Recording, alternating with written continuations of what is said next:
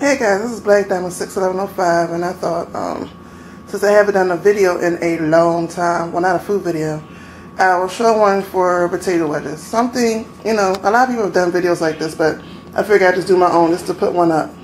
As you know, I do cook and all that other stuff. So, these are the ones that I've done so far. They're already cut and seasoned, and I still have a couple more to do. So here we go. Most people, when they cut their potato wedges, they cut them into 6. But I like to stretch things as far as they can go, so I cut mine into 8. These potatoes are raw, but they have already been cleaned. So here we go. Excuse the cutting board. Like I said, I already seasoned other potatoes, so things everywhere, and I will show you the seasoning. So you take one half, cut it in half, then you turn it over and then cut that half in half again. And this is how I get 8 out of mine instead of 6. So I'm pretty sure by now you should got that part by down pat, but I'll do another one once I finish this potato, just to show you, and then I'm going to stop and cut the rest, and then I'll show you the seasoning, or what I season with. You can pretty much season them with whatever you want. You can pretty much, I'm sorry, this thing's dropping off the camera, I don't know what that was. But you can pretty much season things with whatever you want, but I'll show you how we season ours around here. And excuse the kids in the background, I homeschool, so right now they're in their room playing. Okay, like I said, you cut it in half once you get these 2 halves, and then you take the half and cut it again. And then I turn it over, and I try much to stay right down the center line.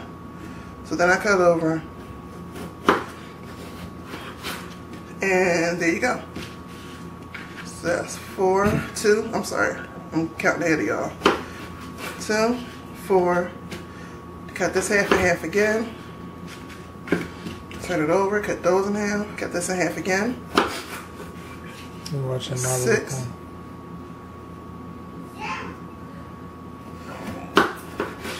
and that's 8. So now instead of 6, you get 8.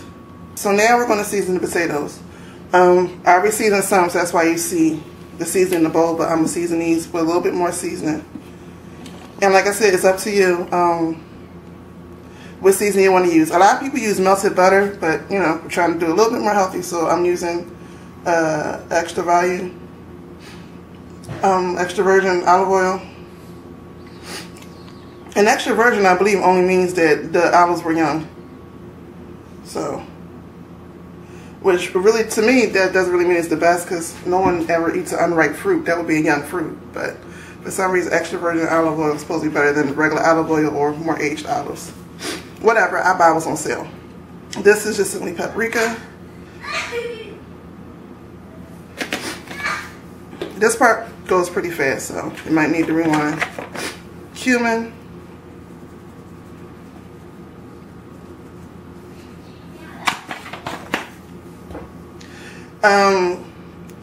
I forgot what was originally in here, but these are actually, I forgot what was originally in the jar, but this is cilantro, dried cilantro. So,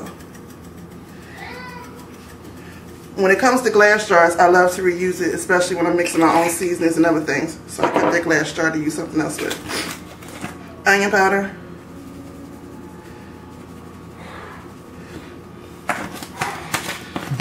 So good. Garlic powder. And if you heard my other half, that's what I'm saying, this smells good. He is my cameraman. Chili powder. Let's see if y'all see that. Hope I got that. Oh, this is not, I actually reused this jar too. This is not the Walmart chili powder. This is the chili powder that you normally get from Spanish markets. I don't know if it's a difference, but I've noticed there's a difference in the color. The one from the Spanish market seems to be a little bit darker than the actual one from Walmart. But I figured I'd let y'all know that in case y'all go to Walmart and go, this don't look the same. This is it's the Walmart bottle, but it's the chili powder I got from the Spanish market because it was on a great sale. So, pepper. Now, there's already salt in here from the other batch, and I use sea salt. I usually use Himalayan salt, but I'm out of it. But we'll use the sea salt, and I'm not gonna put too much because I know that it's salt in the bottom of the bowl from the last batch. So now we're just gonna mix.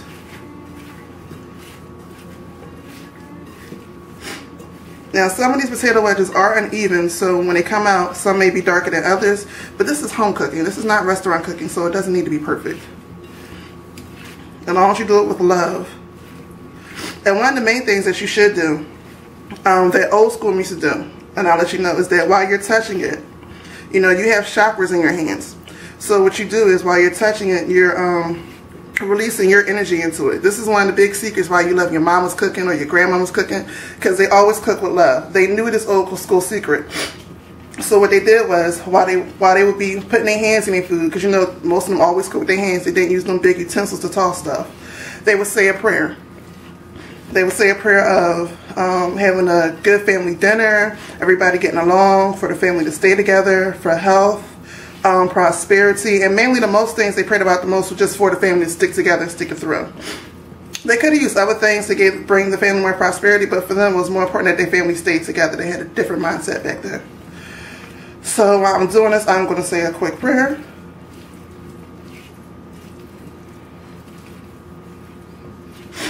And the words I just said was just for the food to be delicious to our mind, body, and soul.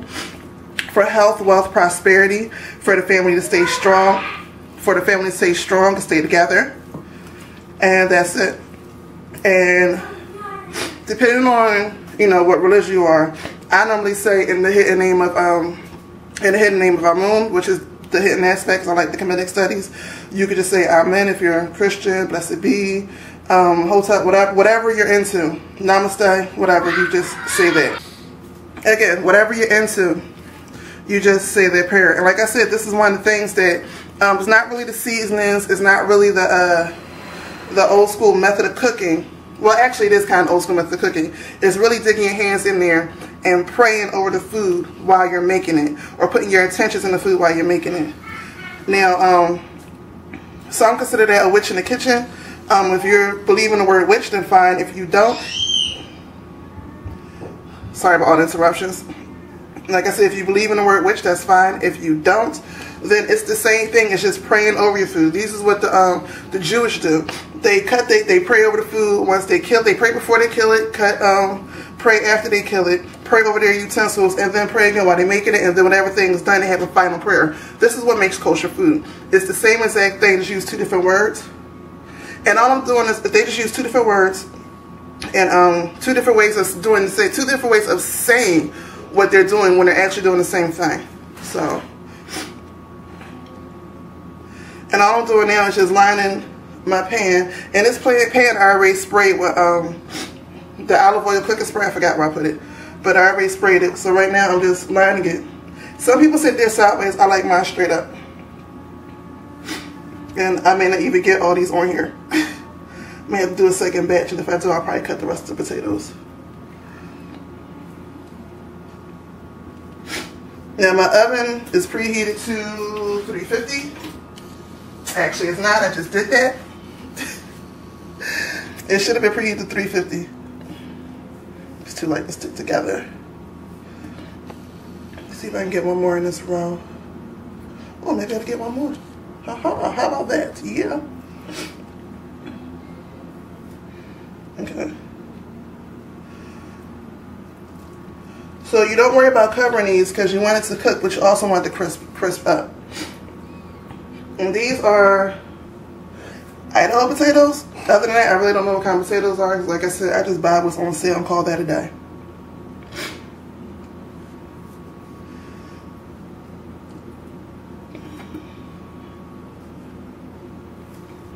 And I gotta find a way to squeeze two more potato wedges in here somewhere. Stay straight up for me. There we go. Now this pan is a little overcrowded, but like I said, this is home cooking. This is not restaurant cooking. So I don't need to be spread out and be all pretty. I just need to get in the pan to get the job done. So that's it.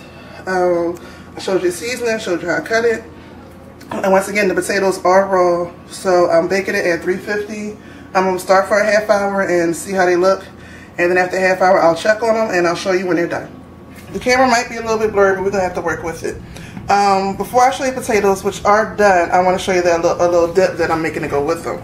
It's a very simple dip.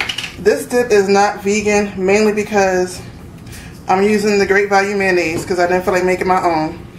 So, you know, with this mayonnaise, it has eggs in it. And I'm using the Heinz Worcestershire sauce. And Worcestershire sauce, if you do not buy it and it does not say vegan on it, it has anchovies in it. So, because of those two ingredients, and I think maybe the mustard, no, not the mustard, but mainly because of these two ingredients, it's not going to be vegan, it'll be vegetarian. But you can do this real easy by making your own vegan mayonnaise, and I will do a video for that because I normally make my mayonnaise out of flaxseed and grapeseed, ground flaxseed and grapeseed oil. And sometimes I buy, if it's in budget, I'll buy the vegan Worcestershire sauce. So it's real easy to switch this and make this vegan. But what we're going to do is put some mayonnaise in a bowl. And the reason why I'm using a wooden spoon is because, like I said earlier, a lot of old cooks, when they cooked, they put their intention into it. And wood is an energy conductor. So something like this is a little too messy to put your hands in. So plastic is not really considered an energy conductor. It'll hold whatever energy you put in it, but it won't conduct or let your energy flow through. As I was saying, what is an energy conductor? So as I was saying before, you have chakra points in your hand. So when you open up the energies to put your intent into the food, when you grab a wooden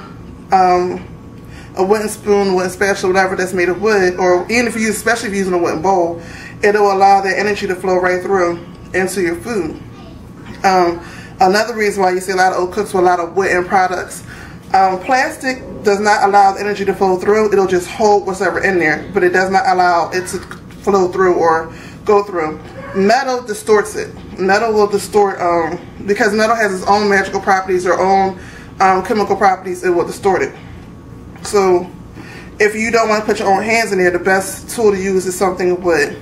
But with saying that, with metal, I also have to say that a lot of old people use iron skillets that they cooked in, and iron is one of the metals that has its own magical properties, and it actually you can actually flow through it, work with it. I don't know the scientific explanation for it, but metal is one of the, iron is one of the ones that you can work with using medical properties without it changing whatever you're trying to do with, or putting its own properties in it. Okay, this is garlic powder. Most of the time when you see me do anything, you're going to see garlic in it some type of way because I love garlic. Garlic to me is a blood purifier. And I'm saying to me because I am not a doctor and I am not a legalized herbalist. So for me, it's a blood purifier. So almost everything I make puts garlic. I put garlic in it. So we have the mayonnaise, we have the garlic. I have very little ketchup. And you really don't need much. And that got real messy. To clean that up. Okay. Because I like a lot of thyme, I'm going to shake this up a little bit. I'm going to put a little bit of mustard in it. The mustard and the garlic is very optional. I like to put a little garlic in it. I mean a little mustard. Outside of the Worcestershire sauce, this is what I used to do actually at high school for my fries. I used to take my mayonnaise, my ketchup, my mustard, mix it all together with a little bit of pepper. And if I could find hot sauce, I'll put hot sauce in it too. But you're going to put a little black pepper. Okay, you're going to put a little black pepper. You don't need salt because everything in it has salt in it. So you actually might want to be careful of that too. It's best to make your own ingredients so you can control the salt level. But I also like a little spice. You put that in there. Now the last ingredient is the Worcestershire sauce. So we're going to take that and mix it up. And once again, excuse the boys, they're at their wits' end playing, you know, it's nap time, whatever. They're just going through it. But we're going to take this and mix it up. And while you mix it up, one of the biggest secrets is to turn it clockwise, not counterclockwise. You do counterclockwise if someone's sick and you turn your spoon clockwise to, and you know, you say your things to release whatever's in there, and then you go back clockwise to bring in the properties of the food. When you're praying over stuff or mixing stuff, you want to go clockwise. And this is one of the reasons why in the mechanical world they'll say righty tighty, lefty loosey. You know, right pushes it in, left looses it out. So you want to just stir it.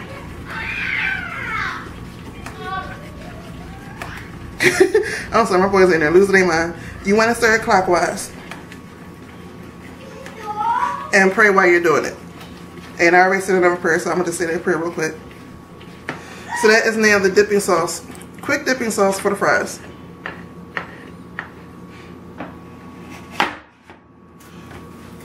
Golden fries.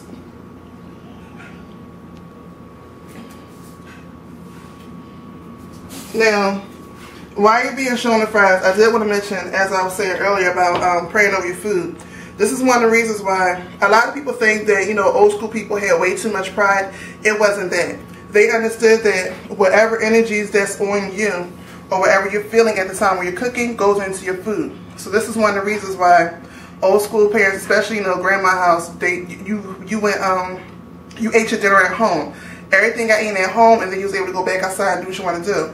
Old school wives wouldn't let anybody else cook for their husbands. They had to cook for themselves. They made them lunch and make sure they sent them to work with a good lunch, so they didn't have to get food from anywhere else.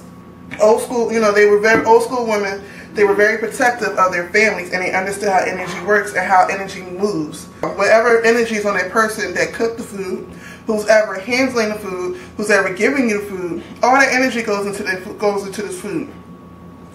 So with that, you know, back in the day, they were very protective. And this, and again, I didn't get a chance to finish saying why, but this is why I bring this back up, because this is the reason why a lot of times families are having problems, because they're dragging all these energies in from so many different places and don't know why. And one of the biggest places that they're missing is food, especially if you eat out a lot. This is also one of the reasons why people pray over food, or why different cultures pray over food in different ways. This is the actual reason for it. But with all that being said, here go my potato wedges. Here go my dip for my potato wedges. And I am not wearing makeup, nor am I actually dressed appropriately to be on camera, so you will not see me take a bite of this. But I will tell you that it is very good.